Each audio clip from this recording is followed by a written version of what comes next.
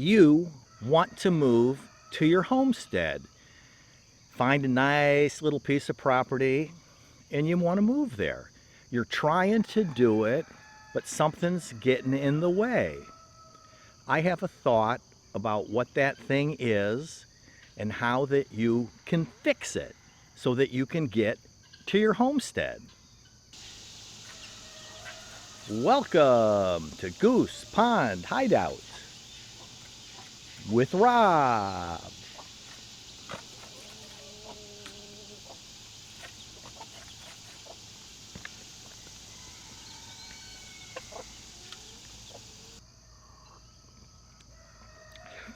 So you're thinking about moving to a homestead, getting out of the city, getting out into the country, whatever that might be.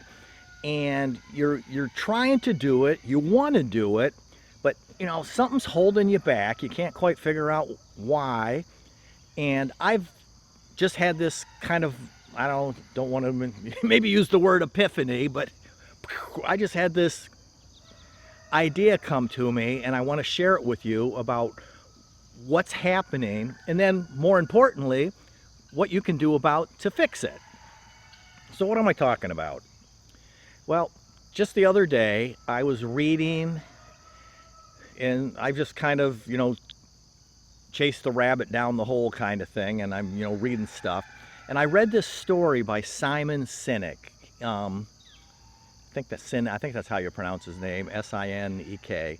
He's a British guy, and he does motivational stuff and with all that. But anyway, he wrote this. He told the story about him and a friend of his, and he and this friend ran a race. I'm assuming it was kind of like a mini marathon, 5K or whatever. They're in the city, and the two of them run the race because they like running. And when they finish the race, there's booths set up, tables and volunteers, and they're giving away a free bagel to the runners for completing the run. And Simon's like, look over there, free bagels. And his buddy is like, I don't know. Look at that long line. Simon, free bagels. Free bagels. His buddy, oh, long line, long line. Free bagels, long line.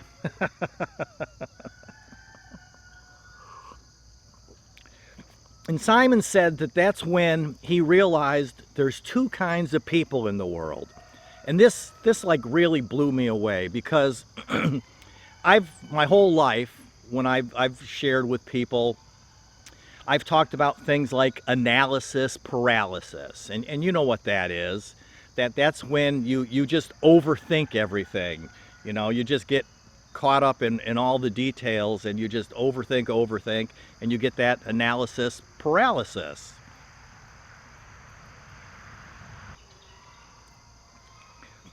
And another thing that I talk about is distractions. You're trying to focus on something, what you want to do, and squirrel! The distractions. And shiny object syndrome, that. And I've talked about all these things. But what Simon said, there's two kinds of people in the world. And this really hit home with me, that it just makes so much sense.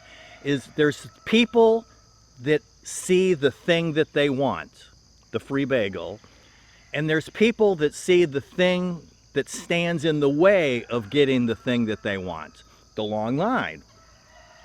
And it just, again, it makes so much sense, because I've always been the free bagel kind of guy. I see the thing that I want. And just to give you a few quick examples is, I one day woke up and said, hey, I think I want to learn how to fly an airplane. So I went and learned how to fly an airplane.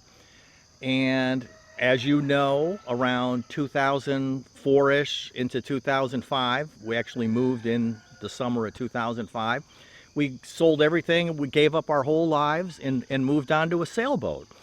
Sold the house, sold the vehicles, all the furniture, quit working our jobs, our careers, and drove 2,000 miles and moved onto a sailboat and lived on a sailboat for 9 years, because I came up with the bright idea of, hey, let's go live full-time on a sailboat. Because that was my free bagel, living on the sailboat. And then, we woke up one day and we said, we've pretty much done everything we want to do with this living on the sailboat thing. So, hey, let's go, buy a homestead and live on that, because that's really who we are. I mean, my mom's side of the family are dairy farmers from Wisconsin. Spent summers, on the dairy farms and that. I grew up working outside in my grandfather's business. And on my dad's side of the family, they're all Georgia hillbillies that, lived in the mountains and all of that. So I've always been a kind of a outdoorsy kind of a guy. So, we just said, hey, let's sell the sailboat and find a homestead to move to. And so that's, what I want you to be thinking about is the two kinds of people. So if you're having trouble getting to your homestead because, you say, well, we got the car payment, we got, rent or a house payment, and the kids are in school, and you see all the things that are in the way of you getting to your homestead, what do you do about it? How do you fix that, right? Well, it makes me think about, you've probably seen a picture where they show the person on, one side, the left side of the screen, and then there's this nice straight line going up into, success or growth or the the object that they want, whatever it is, on the other side, on the right side of the screen. And then the second picture, so it's the same person, and the line is like going all over the place, squiggly, squiggly, squiggly, before it finally gets to the end. And so that's what you really need to do, is you need to always keep your eye on your goal at the end, which is, a homestead, a farm, a house in the country, whatever it is. That's what we're talking about here today, is you getting, out of the city to a nice homesteady country life. Is you've got to break it down, you've got to keep your perspective, and you can't get caught up in those details. And because that's what I said, like when we were moving from the boat to this homestead, it was just like, okay, we want a homestead, we want a house in the country. If you get caught up in too many, you put too many restrictions on yourself. Well, it's got to be 10 acres, it's got to have 4 bedrooms, it can't be a 2-story house, it's got to be 1 story. Yeah, there's got to be a pond for water and fish. Then it's going to be a lot harder, because it's almost like you're guaranteeing that you're going to fail. You just have to have a real open mind. And then as you follow that squiggly path, you're keeping your eye on the outcome, the homestead. And as you get off course, you just keep your eye ahead and you just focus to where you want to go. And being on the homestead is the most important thing. And if it's in Georgia or North Carolina or Arkansas, you got to be flexible. If you really, really want 10 acres, but there's an 8-acre property available that's in your budget, you got to compromise. If the house only has 2 bedrooms and you've got 3 kids, well, is there some way that you can make it work, and then, put one of the kids out in the barn or something like that? Bunk beds. We had bunk beds when I was a kid, and there was actually, and this just popped into my head. I kind of hate using TV shows for examples, because obviously that's not real life. That's pretend world. But the Brady Bunch. Remember the show The Brady Bunch? The girls had their bedroom, the boys had their bedroom. They had a Jack and Jill bathroom in the middle. All 6 kids shared the same bathroom. And they were, fairly wealthy by TV standards. I mean, they had Alice, the maid, there in that. And, I think he was an architect or something. But, they were upper middle class, well-off people.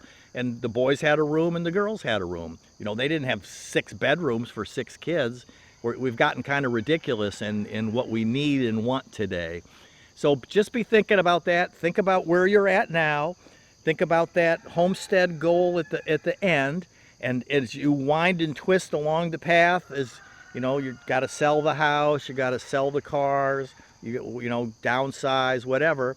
Keep your eye on the prize, the homestead and goal, and I think that you can get there. So I really hope this has helped, because two kinds of people that see the thing that they want, and people that see all the things that are in the way, the obstacles of that thing that they want. Which one are you going to be?